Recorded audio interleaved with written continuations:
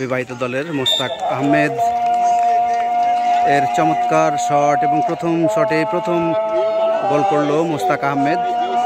প্রিয় দর্শক মণ্ডলী, আপনারা জানেন যে জাবরি কাজীপাড়া উচ্চ বিদ্যালয় মাঠে প্রতি বছরের নাই এবছরেও এবারে আসমাউল হোসেন তরুণ উদীয়মান ফুটবলার, বয়স হয়তো 13-14, দারুণ ফুটবল খেলে থাকে। দেখা যাক অবিবাহিত দলের পক্ষে সে গোল করতে পারে কিনা। চমৎকার গোল করে দিল সে আসমাউল হক। অর্থাৎ বিবাহিত ফুটবল টিম একটি শটে একটি গোল, অবিবাহিত ফুটবল টিম একটি শটে একটি গোল। এবারে বিবাহিত দলের পক্ষে মুকুল 10 নম্বর জার্সি নিয়ে খেলছে। দেখা যাক বিবাহিত দলের পক্ষে কি করে। চমৎকার করে মুকুল গোল করে দিল। এবারে হাবিবুল্লাহ অবিবাহিত দলের 10 নম্বর জার্সি। দেখা যাক, সে মিস করে দিল বারপোস্টের অনেক বাইরে দিয়ে। এবারে জাবরি কাজীপাড়া গর্ব রাব্বিল ডিএম। দেখা যাক,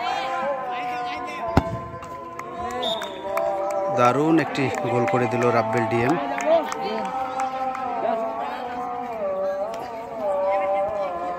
দেখা যাক বিবাহিত এবং অবিবাহিত দলের মধ্যে এবার মারার জন্য তানিম আহমেদ চমৎকার ফুটবল খেলে থাকে। সে তার দলের জন্য কতটুকু কি করতে পারে। তানিম আহমেদ দারুণ শট দিয়েছিল এবং গোলকিপারও এগিয়ে এসেছিল, কিন্তু চমৎকার গোল করে দিল তানিম আহমেদ। আন্তরিক অভিনন্দন তাকে। এবারে হাসেন আলী বাবু। দেখা যাক বিবাহিত দলের পক্ষে সে গোলটি করতে পারে কিনা, সেটি দেখার বিষয়। চমৎকার গোল করে দিল সে বাবু।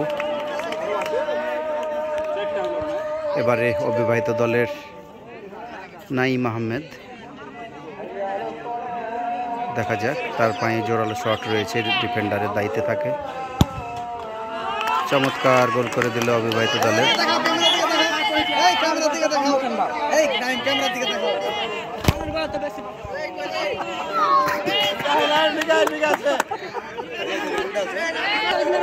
এবার বিবাহিত দলের ওয়ালিদ হাসান। দেখা যাক ওয়ালিদ হাসান, দেখা যাক তার দলের জন্য কতটুকু কি করতে পারে।